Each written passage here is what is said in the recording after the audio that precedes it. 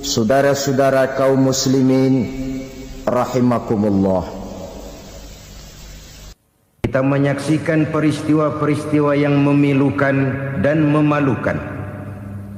PHK terjadi di mana-mana. Pengangguran meningkat, harga-harga membumbung tinggi, daya beli rakyat semakin lemah. Sementara di bidang politik, kejadian-kejadian memberikan indikasi bahwa persatuan dan kesatuan kita sebagai bangsa dewasa ini tengah berada dalam ujian yang berat. Pada jumpa kita kali ini, tanpa bermaksud untuk mencari kambing hitam dari bencana yang kita hadapi, saya ingin menyampaikan sebuah hadis yang diriwayatkan oleh Imam At-Tabarani dari Ibnu Abbas bahwa Rasulullah sallallahu alaihi wasallam bersabda, khamsun bi khamsin, ada 5 perkara yang dapat menimbulkan 5 macam bencana.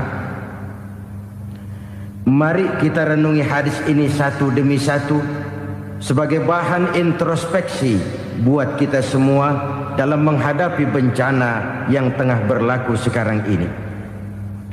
Yang pertama, manaqasa qaumul ahda illa sullita alaihim aduwwuhum.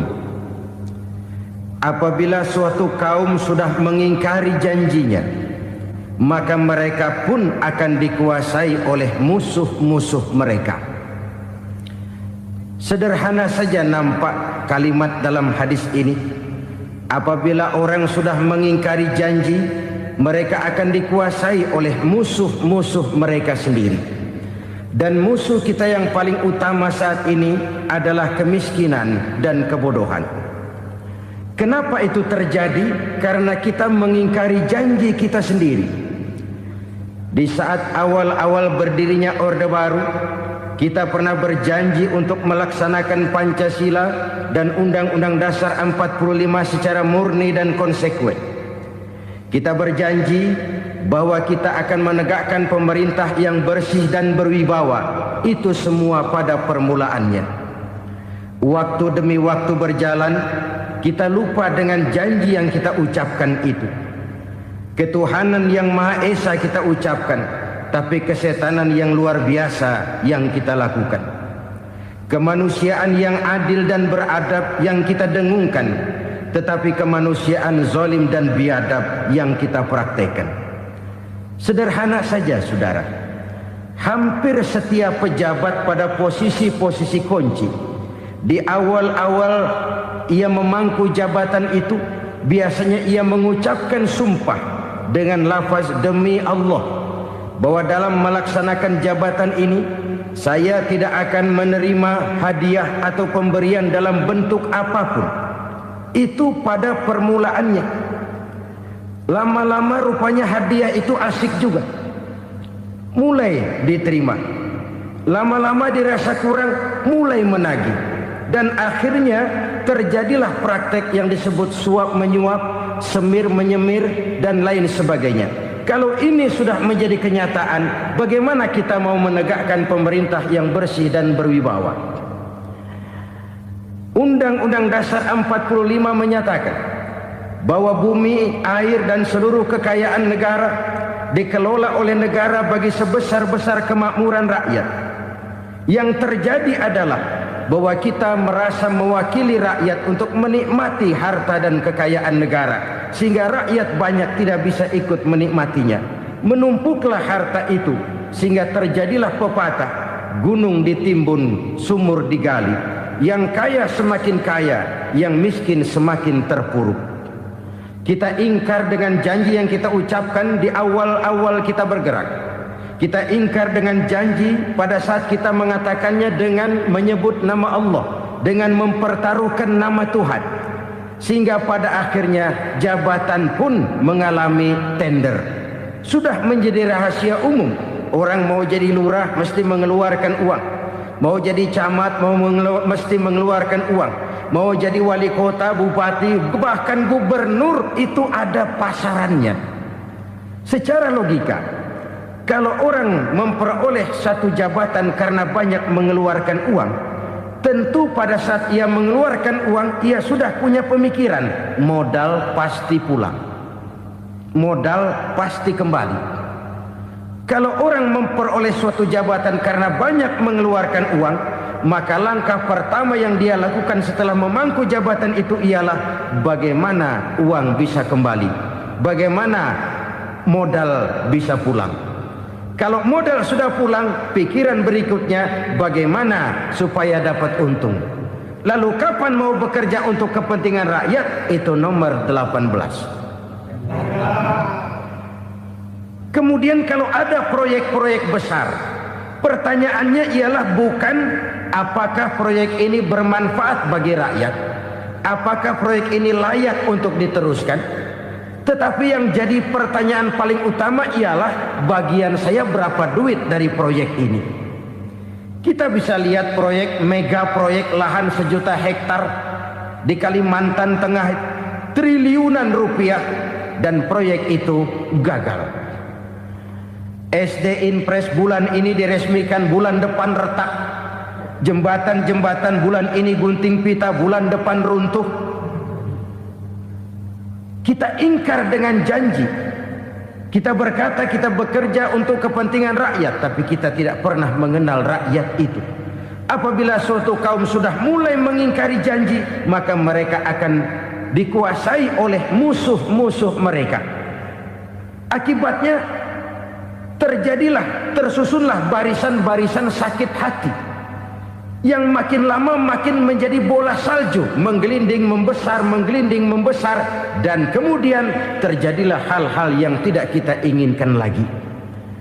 Apabila suatu kaum sudah mengingkari janji, maka mereka akan dikuasai oleh musuh-musuh mereka. Ini penyebab bencana yang pertama. Kita tidak konsekuen. Tadinya kita dengan lantang teriak-teriak berantas korupsi, ganyang korupsi. Pada waktu kita belum mendapat kesempatan. Setelah kita naik punya kesempatan, rupanya korupsi enak juga dirasa. Terjadi pergeseran nilai, orang luntur, kehilangan idealisme awal. Lalu untuk menghibur diri, menutup kesalahan, kita gunakanlah pepatah bahwa tidak ada gading yang tak retak, bahwa kita harus mikul dhuwur mendem jero. Itu semua cuma sebagai dalih agar kesalahan kita tidak dibicarakan orang lain. Padahal kita sendiri yang mengingkari janji. Kita yang keluar dari komitmen awal kita. Kita berjanji melaksanakan Pancasila dan Undang-Undang Dasar 45 dengan murni dan konsekuen. Kita berjanji untuk menegakkan pemerintah yang bersih dan berwibawa. Namun dalam kenyataannya itu tidak kita laksanakan dengan sebagaimana mestinya. Kita bergeser, kita mengalami proses degradasi, peluncuran nilai, dan akhirnya terbentuklah barisan-barisan sakit hati yang semakin lama semakin membesar itu. Kita harus introspeksi. Memang kalau zaman sedang susah, biasanya kambing hitam laris, tukang kompor gentayangan. Itu dari dulu selalu mencari kambing hitam. Karena itu kita tidak bicara orang, kita tidak bicara siapa yang salah, kita bicara sistem, dan sistem itu bisa mengena siapa saja. Kalau orang sudah mulai mengingkari janji, bergeser dari komitmen awal, itu sudah mulai ia mengalami proses peluncuran, proses degradasi. Ini penyebab yang pertama. Kita tidak lagi konsekuen bahwa bumi, air, sumber daya alam adalah milik negara, dikuasai oleh negara, digunakan bagi sebesar-besar kemakmuran rakyat. Ternyata rakyat yang makmur itu tidak merupakan gambaran yang menyeluruh dari rakyat kita. Undang-undang dasar kita menganut ekonomi kekeluargaan, tapi yang kita praktekkan adalah ekonomi keluarga. Kalau bukan keluarga nggak dapat proyek. Kalau bukan keluarga nggak dapat macam-macam. kekeluargaan kita rubah menjadi keluarga, timbullah penyakit nepotisme. Kita bergeser, kita ingkari janji, dan kita anggap kita atasnamakan rakyat. Rakyat cuma sekedar jadi adres, rakyat cuma sekedar jadi alamat, tetapi kehidupan mereka tidak banyak berubah dan tidak banyak terangkat. Kaum muslimin rahimakumullah, ini penyakit yang pertama, penyebab bencana yang pertama. Yang kedua kata Nabi, wa ma hakamu bighairi ma anzalallah. Apabila hukum yang diterapkan sudah tidak lagi bersumber dari hukum Allah, illa fasha fihimul faqru, maka akan bertebaranlah kemiskinan di mana-mana. Ini artinya apa? Apabila hukum tinggal sebuah stempel, apabila hukum sudah diatur menurut kepentingan, apabila hukum sudah tidak lagi ditegakkan secara adil, maka kemiskinan merambah di mana-mana.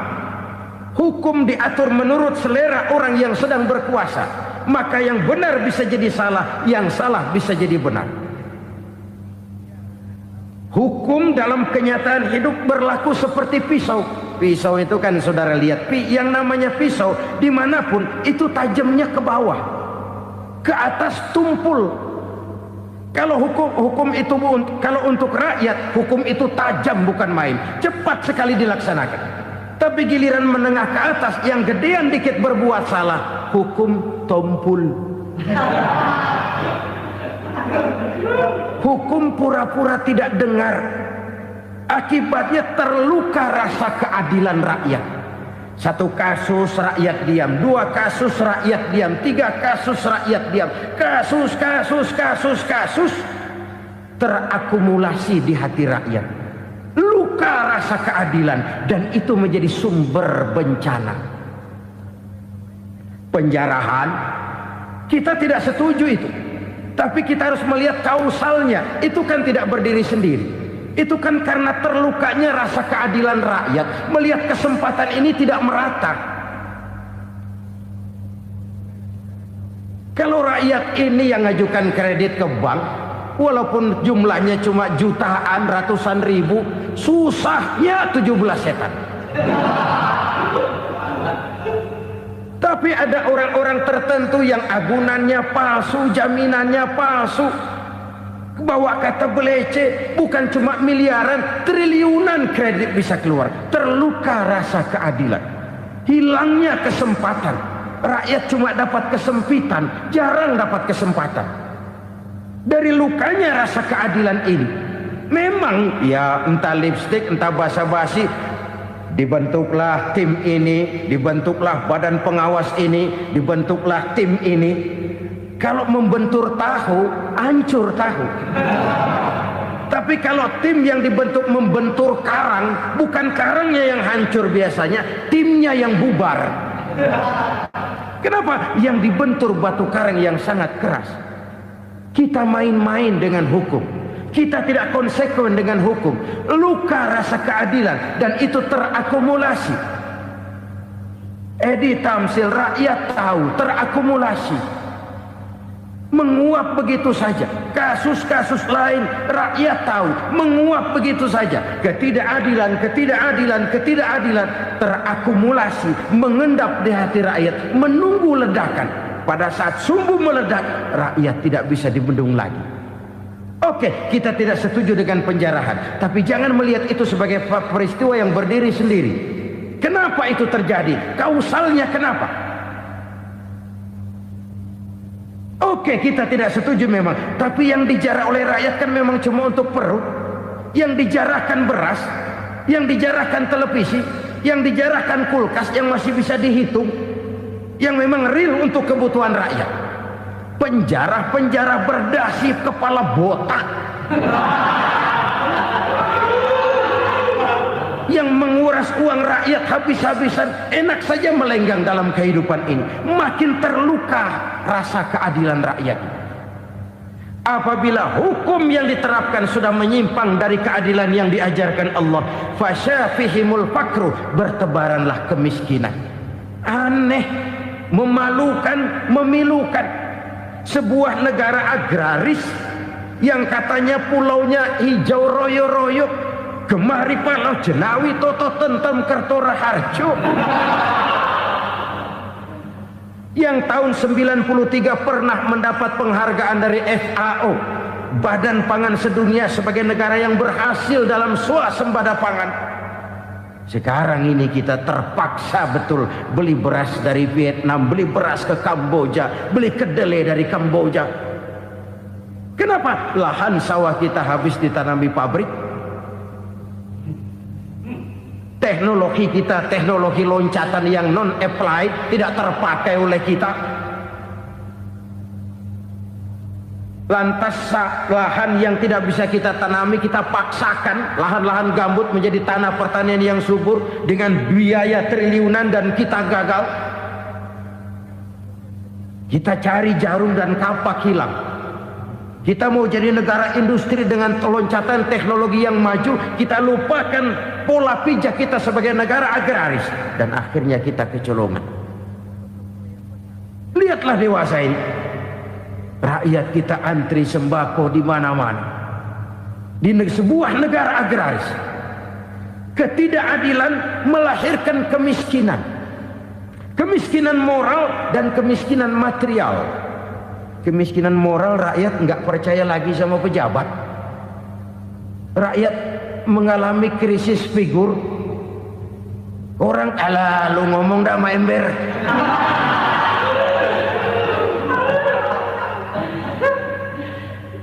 Penataran yang menghabiskan biaya miliaran itu melahirkan pejabat-pejabat korup.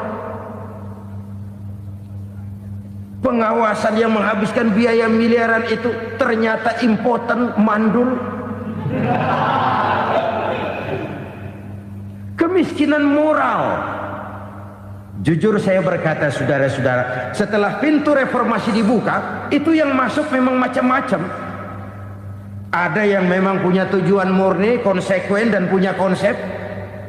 Ada yang nunggu di tikungan, begitu mobil lewat nyamber pintu, berangkat ikut reformasi.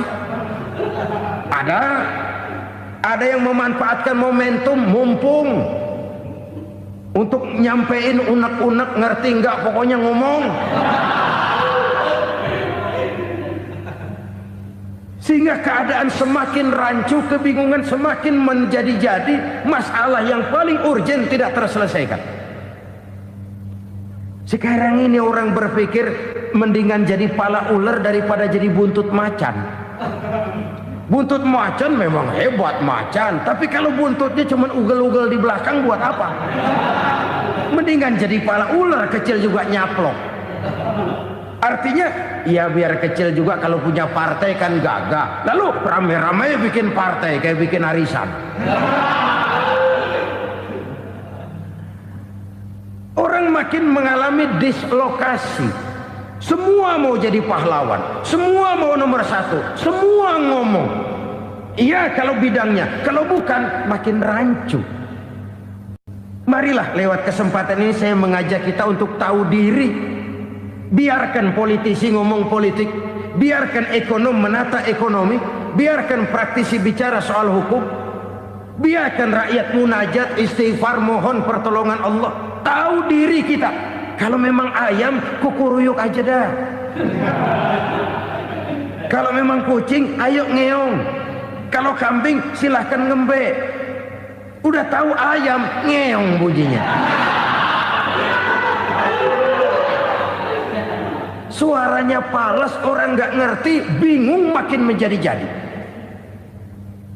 Ibarat kesebelasan sepak bola bangsa kita sekarang ini, rame-rame mau bikin gol, kiper ikut nyerang sekarang. Memilukan dan bahkan memalukan. Wa ma hakamu bighairi ma anzalallah illa fasyafihimul fakru. Kalau hukum yang diterapkan sudah menyimpang dari keadilan yang diajarkan Allah, bertebaranlah kemiskinan di mana-mana. Coba sekarang ini, yang punya duit bingung, apalagi yang kagak punya duit. Yang pengusaha gede ngeluh, apalagi yang pengusaha pas-pasan. Yang kagak punya beras, yang punya beras saja masih bingung, apalagi yang nggak punya beras. Ini sudah demikian merata. Dulu kita kagum mendengar konglomerat kelas buadak, kelas-kelas yang seakan-akan cuma ada dalam khayalan mereka, punya kekayaan miliaran dolar, triliunan. Sudahlah, seolah-olah nggak terjangkau sama kita. Weh, ternyata yang gede-gede itu juga gede utangnya. Dan rontok satu demi satu. Ternyata rakyat selama ini cuma dialamatkan, cuma dijadikan adres. Rakyat yang tidak banyak ngerti persoalan ini harus menanggung hidup ini begini berat, harus menanggung beban hidup ini begini tinggi. Daya beli semakin lemah, semakin terpuruk dan terpuruk, sedang keadaan belum juga banyak berubah.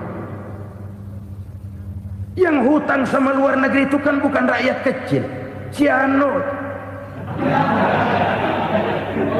Yang banyak nyimpen dolar juga kan Ciano. Rakyat kecil bocah kampung mah jangankan nyimpen dolar, ngelihat juga tumben.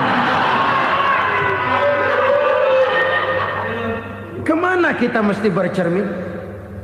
Sekali lagi saya mengatakan, maaf, kita tidak bermaksud mencari kambing hitam. Karena itu kita tidak bicara orang, kita bicara sistem, kita bicara keadaan. Beginilah yang dikatakan Nabi, penyebab timbulnya bencana, hukum yang ditegakkan tidak lagi berorientasi kepada keadilan, tapi berorientasi kepada kepentingan. Akhirnya bentuk hukum seperti pisau, tajam ke bawah, tumpul ke atas.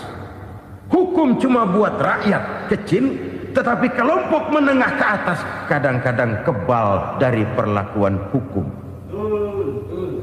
Maka bertebaranlah kemiskinan. Iya, kemiskinan moral berupa lukanya rasa keadilan. Kalau rasa keadilan terluka, orang kan nunggu kesempatan, saudara. Iya, dia nggak bisa ngomong. Iya, dia nggak sanggup action.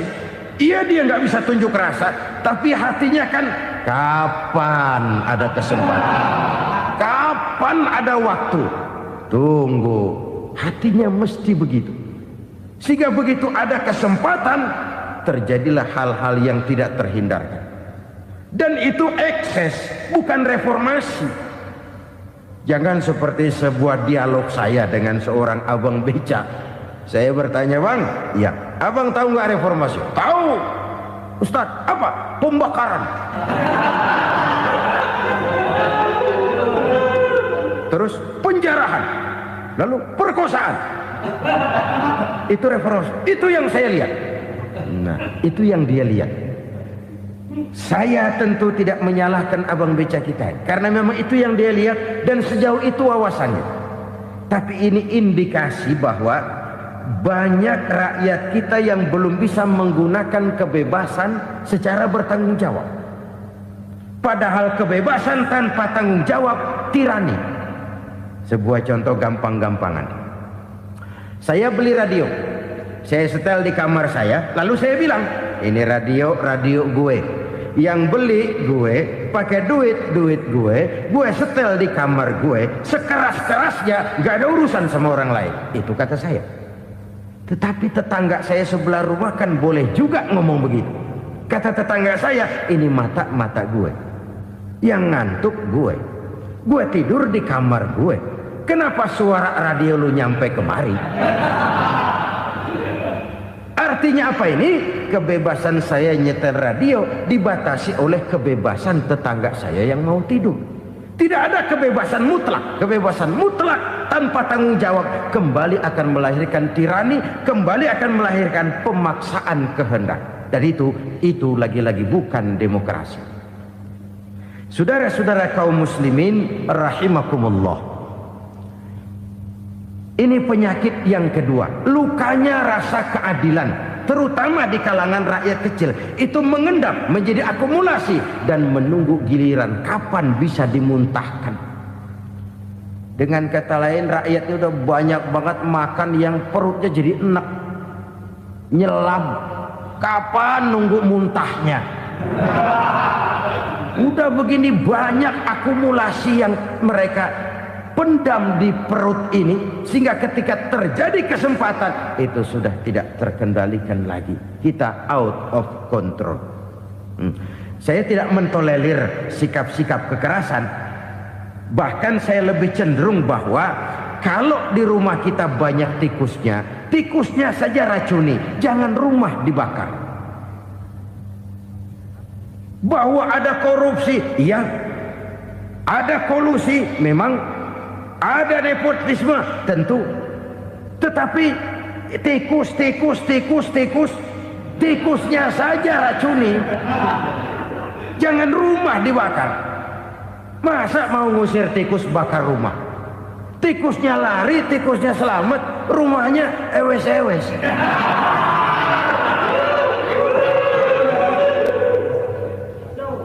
Tikus selamat, rumah nggak punya, masalah nggak terselesaikan dengan sebagaimana yang kita harapkan.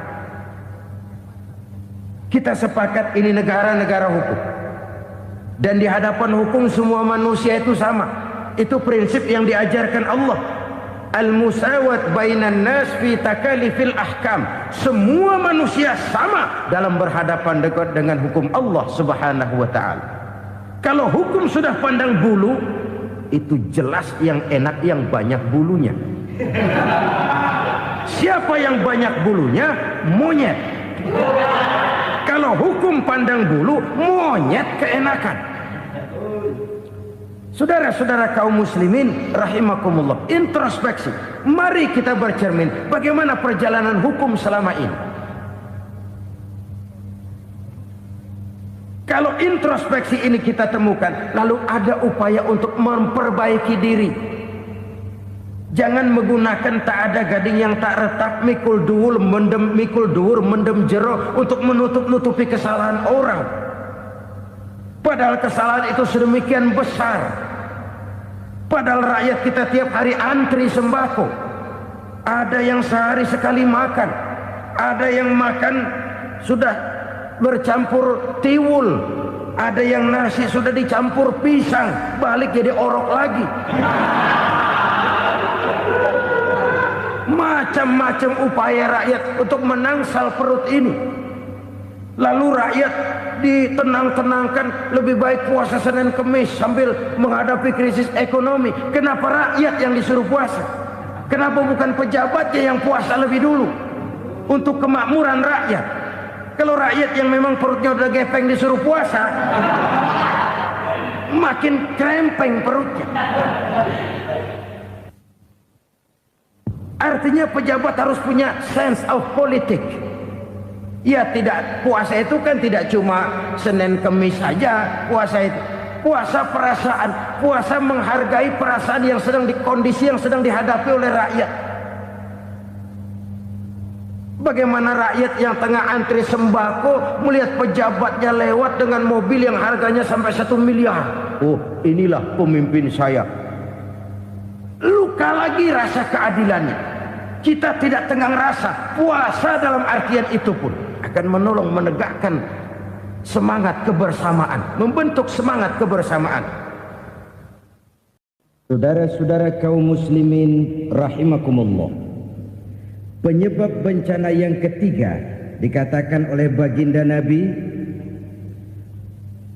wala dhaharat fihimul fahishatu illa fasha fihimul maut. Apabila kekejian telah merajalela, maka maut bertebaran di mana-mana. Kita renungi butir kalimat dalam hadis ini. Apabila kekejian telah merajalela, maut bertebaran di mana-mana. Begitu murah arti sebuah kehidupan. Penjarahan untuk hal-hal yang kecil tapi sampai mengorbankan nyawa. Apabila kekejian sudah terjadi di mana-mana, maut pun bertebaran. Maut dalam arti berpisah ruh dengan jasad, tapi juga maut dalam arti orang bisa mati karirnya, orang bisa mati usahanya, orang bisa mati kesempatannya karena perbuatan-perbuatan keji yang selama ini tidak terbendung. Lahirlah teori mafia. Siapa yang kuat dia yang berkuasa, siapa yang lemah dia menjadi mangsa. Proyek-proyek besar yang menang tender itu ya dari itu ke itu saja. Yang pengusaha-pengusaha tidak punya koneksi, tidak bisa bayar komisi, dapat proyek tetelan. Ada dagingnya dikit, namanya juga tetelan. Dagingnya sudah habis disantap oleh meja. Sekian puluh meja dilalui, sekian puluh amplop dikeluarkan. Sehingga yang akhirnya ya tinggal tetelan itu tadi. Maka kualitas pekerjaan pun sudah bukan lagi jadi masalah. Demikianlah mafia-mafia ini bermunculan di mana-mana. Di pengadilan terkenallah mafia pengadilan. Hukum bisa dibeli, hukum bisa dipesan menurut kebutuhan sponsor. Mafia peradilan, mafia politik, mafia ekonomi, bahkan mafia agama yang menggunakan agama sebagai kedok, menggunakan agama sebagai dalih, menggunakan agama sebagai topeng untuk melancarkan maksud-maksud politiknya pun tidak tertutup kemungkinan. Apabila kekejian telah merajalela, maut bertebaran di mana-mana. Korupsi, kolusi, nepotisme itu bagian dari kekejian. Kita selama ini kalau mendengar maksiat, itu yang terbayang cuma judi, mabuk, zina. Ya itu maksiat. Tapi korupsi, kolusi, nepotisme itu juga maksiat dalam bentuk lain. Kalau ini sudah bertebaran, maka maut terjadi di mana-mana. Jangan bayangkan cuma mati orangnya, itu sih kewajiban. Yang menyakitkan itu orangnya masih hidup tapi dibikin mati. Karirnya mati. Kenapa? Karena yang diperlukan bukan cuma orang pinter tapi orang taat. Biar pinter, kalau nggak taat minggir. Biar bodoh, kalau taat bisa nyenangin atasan, bisa nyemur. Kumaha juragan wae ayeuna nama. Itu yang kadang-kadang dapat penghargaan. Tidak ada prestasi kerja kecuali bikin senang orang di atas. Kita lihat di desa-desa jalan rusak. Kalau ada berita pejabat anak mau turun, jalan rata sekali. Sampai tanah dari mana aja dikeruk buat ngeratain tuh jalan. Pejabat pulang legok lagi jalanan. Katanya kita kerja buat rakyat, nyatanya kita cuma melayani atasnya. Kenapa? Terjadi lingkaran setan. Seperti kata lagu Dul Sumbang itu.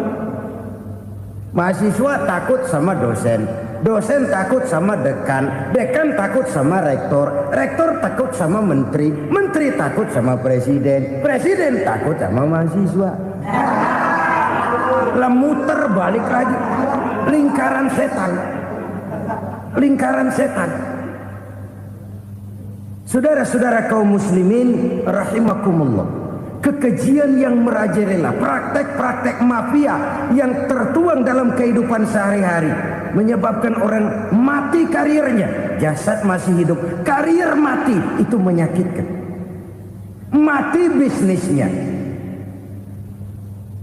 Rakyat kecil pernah senang ketika cengkeh booming, harganya bagus, rakyat banyak yang pergi haji. Lalu mau ditata, lahir tata niaga cengkeh, malah amburadul. Harga cengkeh jatuh, petani cengkeh kecil menjerit. Siapa yang untung? Segelintir orang. Masihkah kita pakai atas nama rakyat untuk kepentingan nasional, padahal yang nyanyi cuma segelintir orang? Masihkah kita mau bohongi rakyat ini dengan mobil nasional tapi bikinan Korea? Masihkah kita mau bermain verbalisme, bermain kata? Ini sebuah masa lalu yang tidak perlu terulang lagi untuk masa-masa yang akan datang. Kekejian merajalela, orang mati karir, bisa mati usaha, mati bisnis, Usahanya maju, dirangkul, hancur. Usahanya maju, dipukul, hancur, tenggelam. Bahkan yang memilukan dan memalukan badan-badan usaha milik negara itu dikebiri sedemikian rupa sehingga tidak menghasilkan hal-hal yang bermanfaat buat negara. Saudara-saudara kaum muslimin rahimakumullah, kalau nafsu yang sudah mengatur itu semua, maka kekejian pun merajalela. Orang sudah pakai teori mafia, yang kuat dia yang menang, yang kuat dia yang berkuasa, yang lemah silakan minggir di sudut-sudut kehidupan. Kalau kekejian seperti ini merajalela, maut bertebaran di mana-mana. Banyak orang mati karirnya, banyak orang mati usahanya, banyak orang mati imajinasinya. Sekarang ini dalam dunia seni, yang banyak karyawan seni, bukan seniman. Seniman itu kan dilahirkan. Lain seniman, lain karyawan seni. Sekarang yang banyak karyawan seni, bukan seniman. Mati karier, mati imajinasi, mati improvisasi. Sehingga kehidupan persis sinetron. Sinetron itu yang kita lihat rumah mewah, yang kita lihat rumah bagus. Gak pernah kita lihat di sinetron kita ini rakyat antri sembako. Kita dijejali hal-hal yang indah, yang wah, yang membuat kita tenggelam dalam gaya hidup instan, tenggelam dalam gaya hidup wah. Kita lupa dengan realitas keseharian di tengah-tengah masyarakat kita. Lahirlah kelompok-kelompok selebritis, dibesarkan oleh berbagai media. Selebritis pilek aja masuk koran, pilek.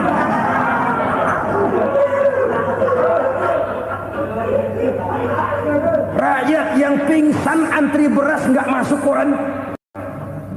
Rakyat yang semaput antri minyak nggak masuk koran. Selebritis panok masuk koran.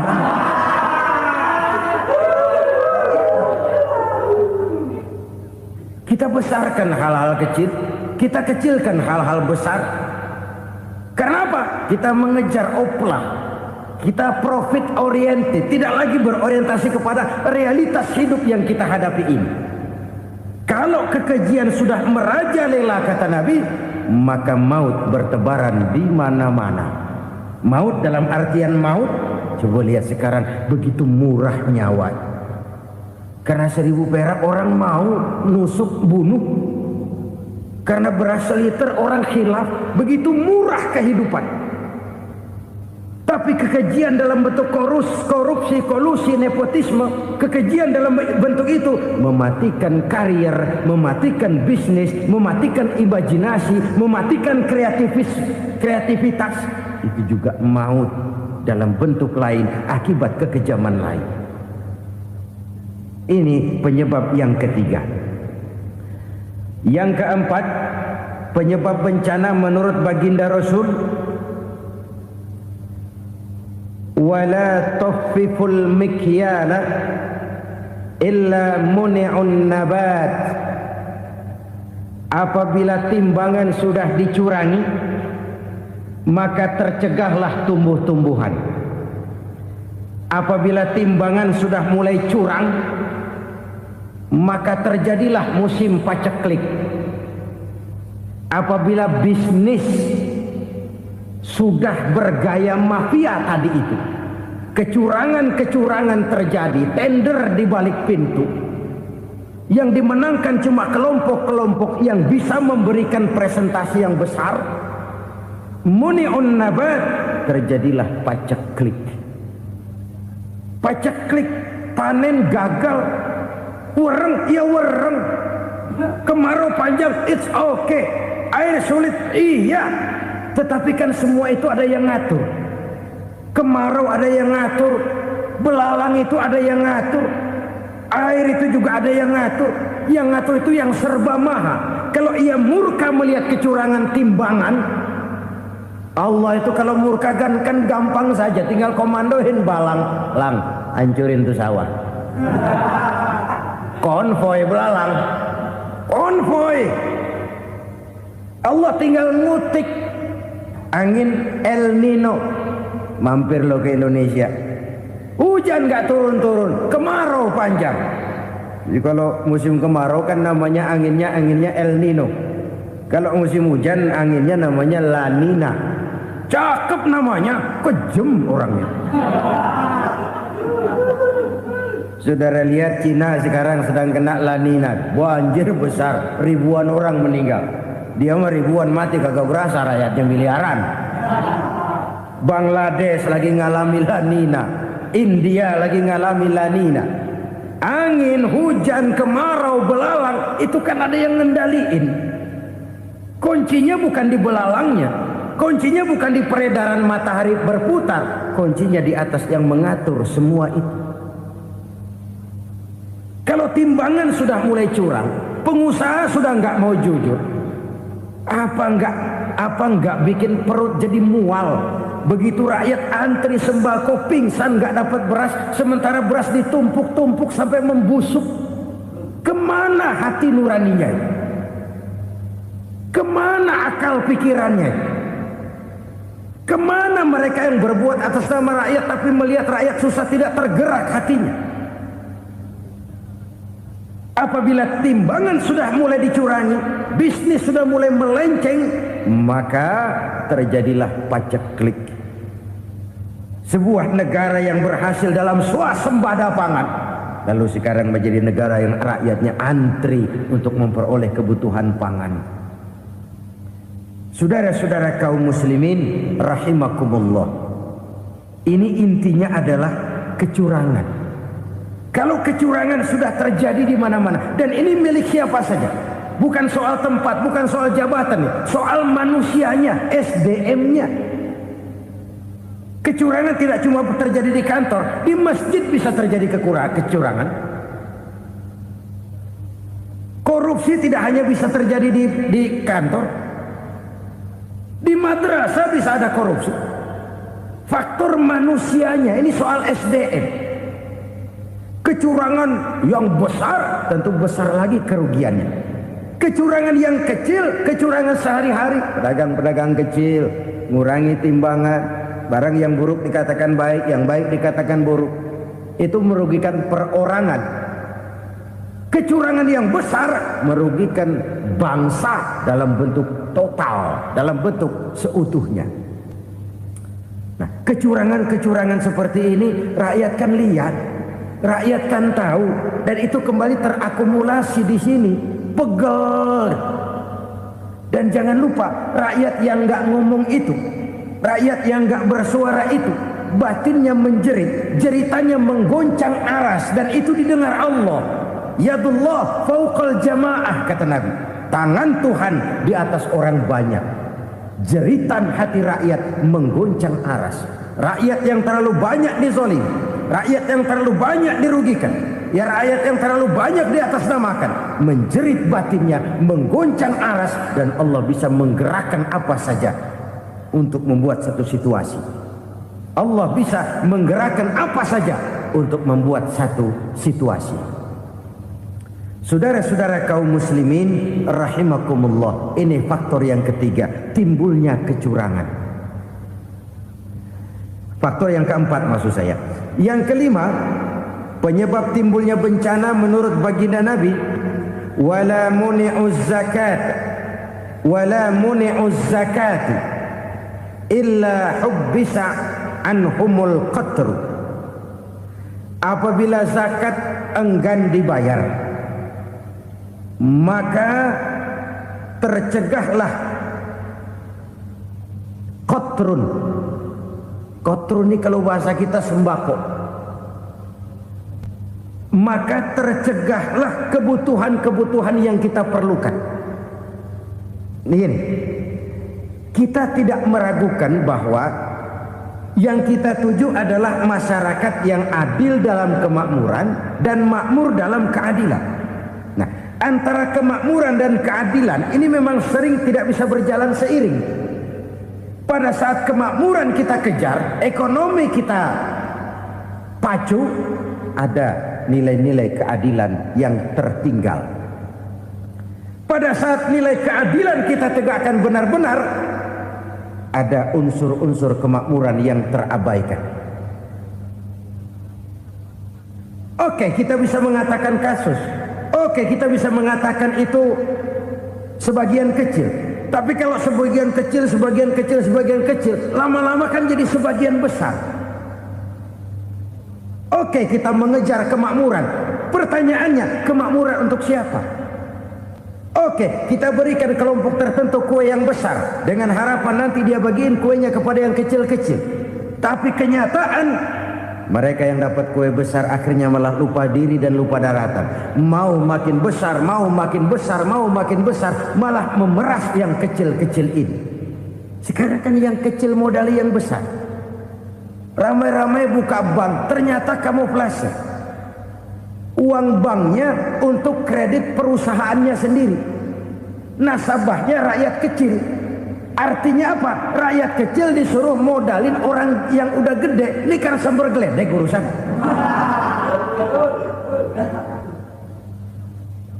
Ini kan permainan apa lagi? Rakyat kecil suruh modali yang gede. Nasabahnya rakyat kecil, kumpulkan uangnya di bank, kucurkan kredit kepada perusahaannya sendiri. Bukankah itu rakyat kecil suruh modali yang gede? Sudah begitu kejamkah kita untuk meraih keuntungan dengan mengorbankan orang kecil ini? Sudah tidak bicara lagi kah nurani kita melihat penderitaan orang yang semakin susah ini? Kalau zakat enggan dibayar, padahal zakat 2,5% saja, 2,5% saja. Kalau itu pun enggan, kalau zakat saja enggan, bagaimana pula yang namanya sedekah, bagaimana pula yang namanya infak, bagaimana pula yang namanya santunan, bantuan. Kadang-kadang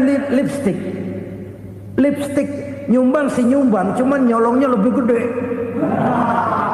Ini namanya sumbangan lipstick. Buat lipstick itu kan buat ngumpetin bibir pucat. Itu fungsi utama lipstick. Buat ngumpetin korupsinya, nyumbang kegiatan-kegiatan sosial. Tapi yang dia korup lebih gede dari yang dia sumbangin. Lipstick kamuflase. Nepu kata anak sekarang.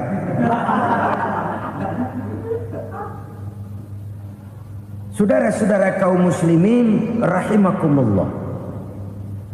Demikian berat kewajiban zakat ini sampai di zaman Sayyidina Abu Bakar pernah keluar komando perangi orang yang enggan membayar zakat. Perangi.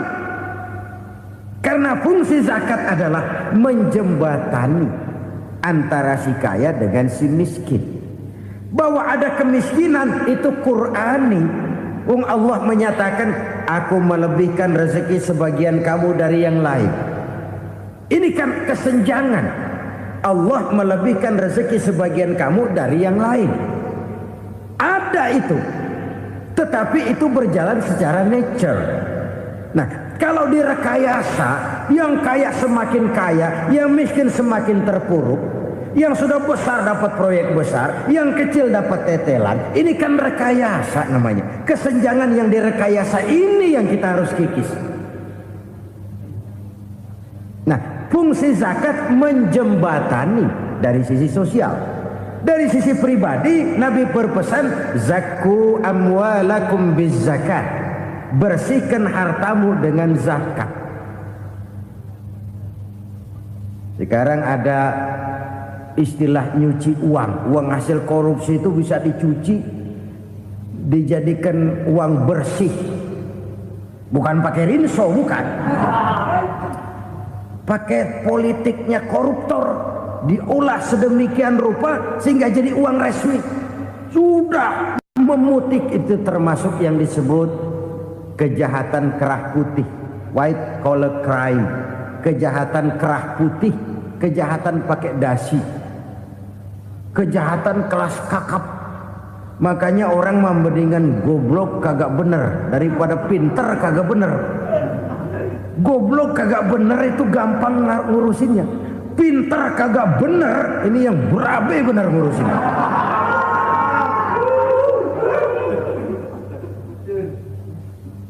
Kita bukan cuma perlu orang pinter kok di zaman sekarang. Kita perlu orang-orang bener yang punya komitmen, yang sesuai kata dan perbuatan, yang bisa merasakan apa yang dirasakan oleh rakyat, yang punya sense of politik yang tinggi, yang peka, yang penuh keterbukaan, yang punya wawasan dan pandangan jauh ke depan. Dari sisi pribadi, zakat itu membersihkan harta kita.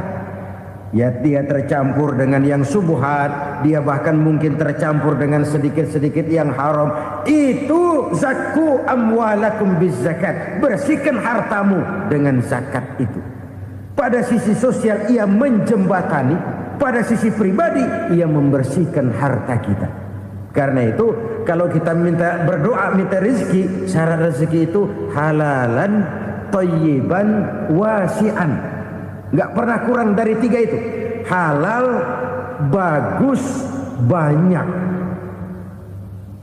Halal, bagus, tapi sedikit, susah ngaturnya.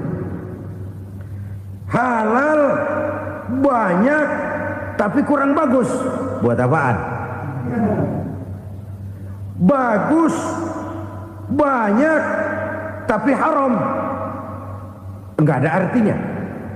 Sebab kata Imamul Ghazali, kalau kau terlalu suka memakan makanan yang haram, dikunyah masuk ke dalam perut besar, digiling oleh perut besar, menghasilkan energi, menggerakkan sel-sel pembuluh saraf, kau juga akan cenderung berpikir yang haram.